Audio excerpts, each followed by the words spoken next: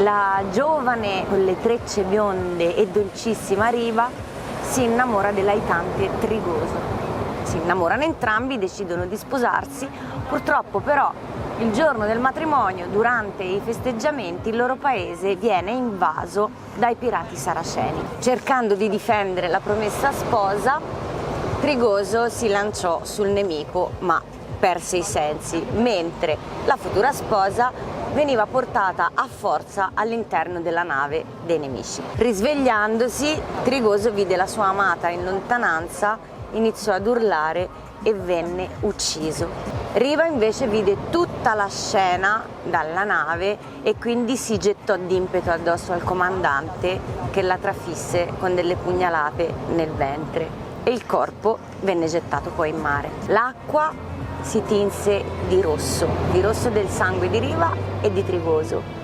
Arrivò un'onda fortissima che colpì la nave dei pirati saraceni e pare che tanti bauli e forzieri si riversarono in mare ed erano carichi d'oro e di tesori. La notte successiva gli angeli discesero sulla terra e collocarono proprio nel punto preciso in cui Riva era morta lo scoglio che vedete alle mie spalle, che è lo scoglio dell'Assù. Il tesoro purtroppo non fu mai trovato e questa venne definita la Baia dell'Oro. I pescatori decisero di intitolare questo paese al nome dei due giovani amanti e fu chiamato Riva Trigoso, che è uno dei posti più belli e romantici della Liguria.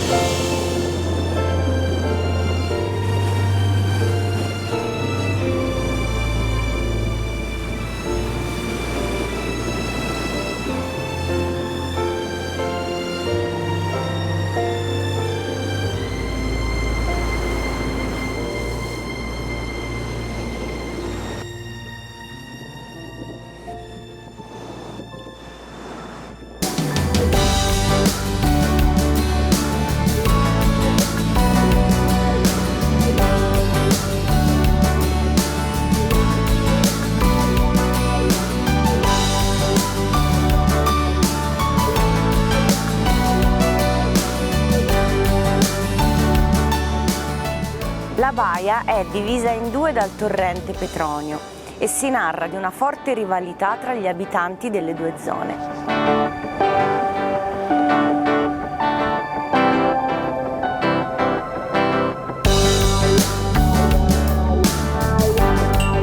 Balà che è un bel ponte, né?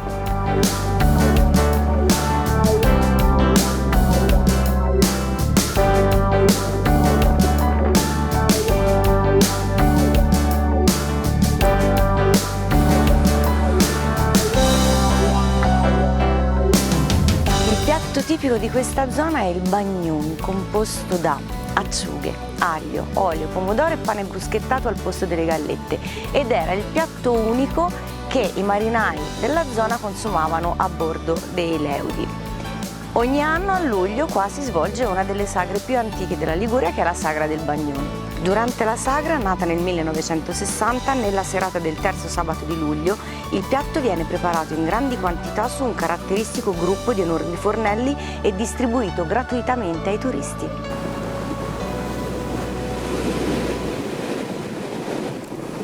Dietro di me Punta Manara, oltre la quale si trova Sestri Levante.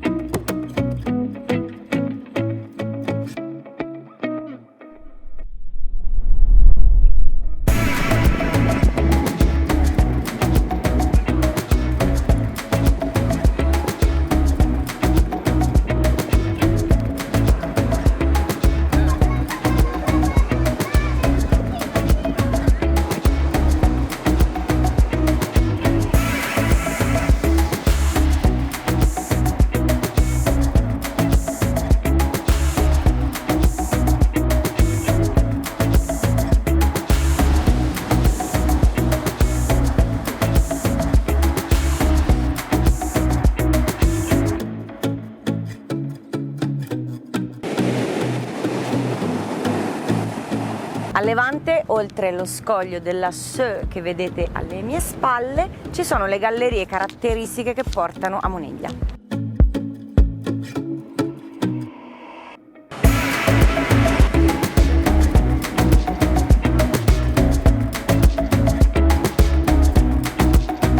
Non si può parlare di Riva Trigoso senza accennare ai cantieri navali che sono stati fondati nel 1897 e sono tra i più antichi d'Italia.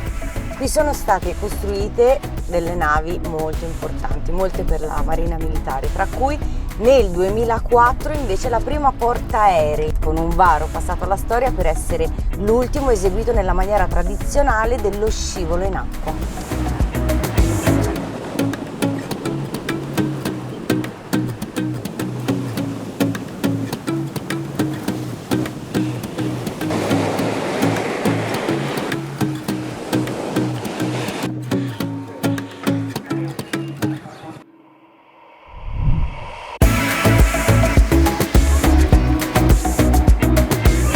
Quando qualcuno scriverà la storia di questa cittadina dovrà convenire che Riva Trigoso, terra di Sestri Levante, fu anticamente nelle sue usanze marinare il raggruppamento più individuale della Liguria e forse d'Italia.